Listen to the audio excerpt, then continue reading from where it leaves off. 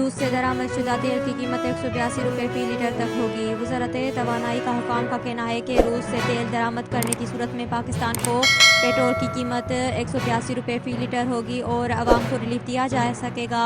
ताहम उस हवाले से बाज़ाब्ता मुआहदा किया जाएगा और तमाम कवायद ज़वाब्त को पूरा किया जाना ज़रूरी है।